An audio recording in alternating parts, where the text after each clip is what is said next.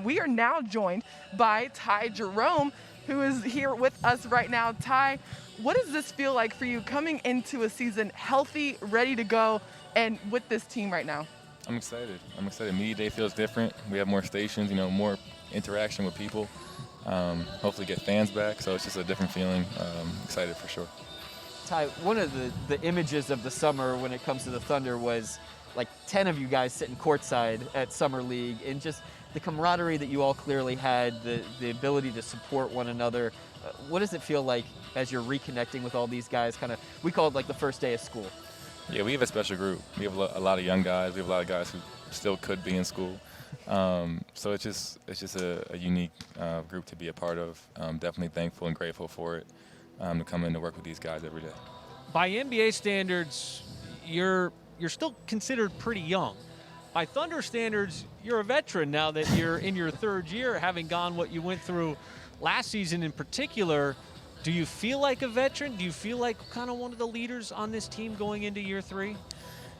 Every time I step on the court, I always feel like a leader in some type of way, because I think, you can lead, and no matter if you're a rookie, a 10-year veteran, or, going into your third year, I think you can lead in so many different ways. So I think we're going to hear a lot of different voices this year. We're going to listen to everybody. We're going to hold each other accountable, and definitely hold ourselves accountable as well. A point guard, a leader. Yeah, that sounds about right, doesn't it, Paris? That tracks. By default. Yeah. Well, Ty, last season, obviously on the floor, we saw your ability to handle the ball, but also shoot the ball really well. You talked about wanting to work on your shot, as always. What did you focus on this offseason for yourself in terms of your game?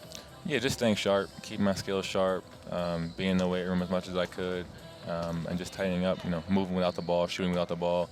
Last year, towards the end of the season, Shea didn't play a lot, so it caused me to be on the ball more. But with him being back, I want to focus on a lot of, moving without the ball, shooting, playing off the ball and getting used to that.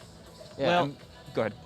Selfishly, Ty, watching you play, one of the parts of joy that I got was just seeing how far your range was. And it seemed to get deeper and deeper as the season went on, to where we would just, he's actually really taking that shot. How comfortable are you from deep, and kind of where does that range come from? And do you feel like you've got a lot of confidence in that shot well behind the three-point line? Yeah, I'm definitely confident in it. I'm only going to shoot shots that I'm confident in. Otherwise, that's kind of silly. But I think just since I was young, I just always liked to shoot deeper shots. I never was really hugging the line. As I got older, it just became something I worked on. I think when I got to college, I really started to work on it. So it's definitely something I work on. Something we talk about with three-point defense is just the gravity that creates on the floor, and the further you are out, the more the defense has to stretch itself. As a guard, especially playing with other guards. You mentioned Shea and Teo. How big of an impact does that have to be able to space the floor that way and just be a threat out there? Yeah, you have to, figure out what the team needs from you, and take pride in that role. And I think we have a lot of guys that can handle it, a lot of guys that can make decisions. And I think, the more space I can create for those guys, the more it will, positively impact the team. Well, we know that this isn't the longest off-season in NBA history, but it was still longer than last season. How valuable was that for you? What was that like to be able to decompress and reset a little bit more this off-season? Yeah, it was awesome just to get to see my family, spend some quality time with them, get to decompress a little bit. After about 3 weeks, I wanted to play again, but it was cool just to, get my ankle fully healthy. See everybody I didn't really get to see in the season, and work on some things that I wanted to work on. It looked like you had a basketball camp as well. What was that like? That was awesome. It was awesome. I went back to Virginia to do it, right near UVA, so it was really cool. Ty, I recently wrote a feature story on you for OKCThunder.com, just talking about your perseverance, your resilience, everything from the double hip surgery and the loss in the first round of the NCAA tournament, and then ankle injury. I mean, how do you cultivate that in your personality, or is that something that you were just born with? I don't know. That's a good question. I think I would credit that to having a lot of good coaches and a really good support system throughout my life. I think it starts with my parents, and then just like I said, having coaches along the way and people and a great circle just tell you to keep going. It sounds simple, but a lot of people don't like to do it or don't want to do it. So I think you have to go through adversity to get anything you want. So Coming off the most compact schedule in NBA history, 72 games in a very compressed window of time. How much are you looking forward to maybe a little bit more normalcy, a little bit more of that, every other day rhythm coming up this season?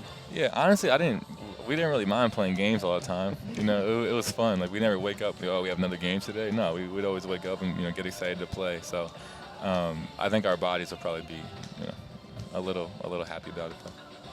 Can't keep him off the court. No, he's ready to go back 3 weeks after the season ended. That's nothing. Have you gotten a little bit more acclimated to OKC? I mean, last year being your first year here, it had to be a little bit strange for you as you're trying to learn the city, and now you've got a chance. The fans are going to be in the building. I'm sure people come up to you and talk to you about Thunder basketball. Yeah, of course. And I remember my rookie year when I was in Phoenix, we came here, we played here, and it was packed and going crazy, and I could feel the energy then. So I'm excited to see what it feels like this year. First day of training camp tomorrow. What's the mentality for this group on day one of training camp? Just win the day. I think that's our mentality every day. I think people really get excited for day one, and as we should, because it's the start of a new year. But I think we have to have that approach every day, just like tomorrow, just to win every day, try to get better, focus on growth. Keep chipping away. Thank you very much, Ty. We appreciate your time. Enjoy the rest of Media Day. Thank you. Thank you, Ty. Appreciate your time.